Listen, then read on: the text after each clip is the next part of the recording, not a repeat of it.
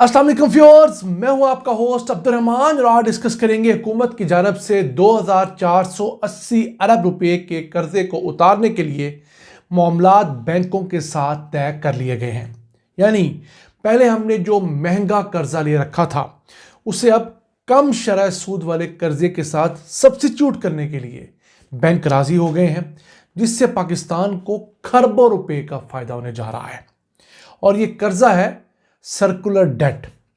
Circular debt एक इस किस्म का कर्ज होता है जिसके अंदर हुकूमत जब बिजली या गैस पैदा तो महंगी करती है, लेकिन आवाम से उसकी कीमत निकलवाने में नाकाम रहती है, खा वो चोरी की वजह से हो या पूरा बिल ना ले सकने की वजह से हो।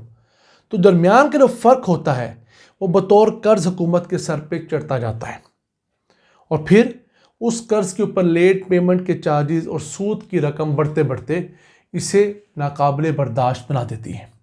इस वक्त हुकूमत पाकिस्तान ने सिर्फ बिजली पैदा करने वाले इदारों के जो पैसे देने हैं वो 2480 अरब रुपए हैं और इसे अदा करने के लिए फ़िलहाल हुकूमत ने 1250 अरब रुपए बैंकों से कम शरह सूद पर लेने का एक एग्रीमेंट तकरीबन साइन करने का फैसला कर लिया है। पहले हुकूमत 14% मार्कअप के ऊपर पैसे ले रही थी, अब उसे 10.8% के ऊपर ये तमाम रकम मिलेगी।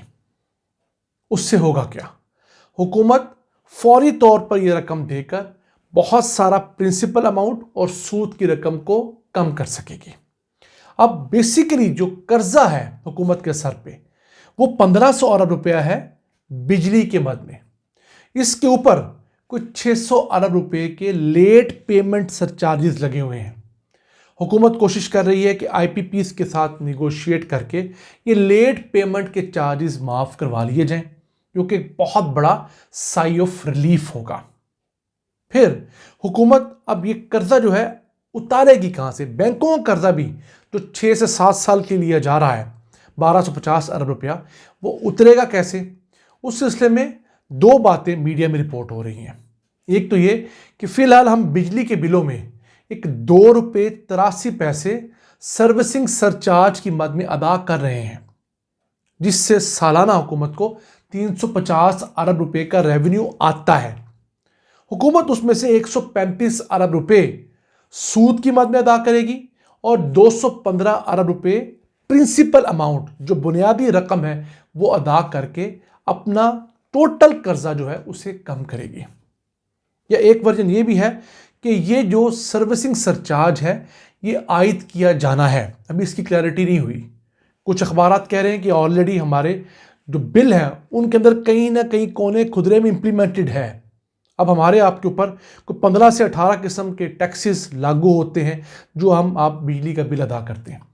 न जाने किस मत में हमसे 2.83 रुपये ले ली जाते हों या मज़ीद हम पर डाल के हमारी मज़ीद जान जो है शिकंजे में कसने का प्रोग्राम बनाया हो। इसके साथ साथ फिर हुकूमत की ख्वाहिश ये है कि जो पुराने आईपीपीज़ हैं उनके साथ रीनिगोसिएशन का जो प्रोसेस हुकूमत ने शुरू किया है, को 22 आईपीपीज़ के साथ रीनिगोसिएशन हो भी चुकी है, उससे 463 अरब रुपए हमें कम अदा करने होंगे। वो भी हमारा एक बहुत बड़ा रिलीफ का मैकेनिज़्म होगा। फिर 225 अरब रुपए डायरेक्ट सेटलमेंट्स हैं, कुछ हुकूमत ने पैसे देने हैं, कुछ उन्होंने हुकूमत के पैसे देने हैं, उसमें कटा जाएंगे। लेकिन याद रहे अभी इसमें सीपैक वाला कोई मंसूबा शामिल नहीं। 8 से 9 हज़ार मेगावाट के सीपैक के प्राइवेट बिजली घर पाकिस्तान में फ़ाल हैं और इस वक्त बिजली की कीमत में सबसे बड़ा हिस्सा जो डाल रहे हैं वो यही सीपैक के महंगे पावर प्लांट्स हैं।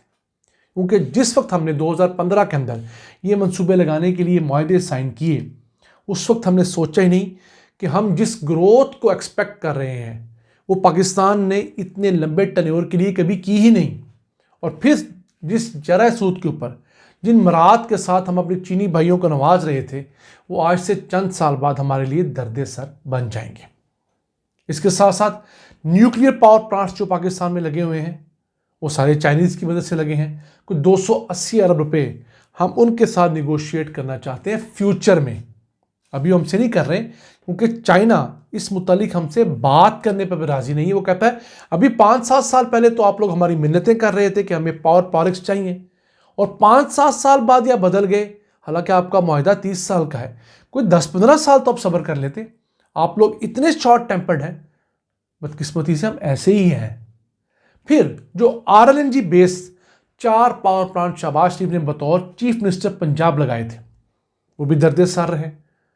वो 220 अरब रुपए की निगोशिएशन भी मार्केट में चल रही है।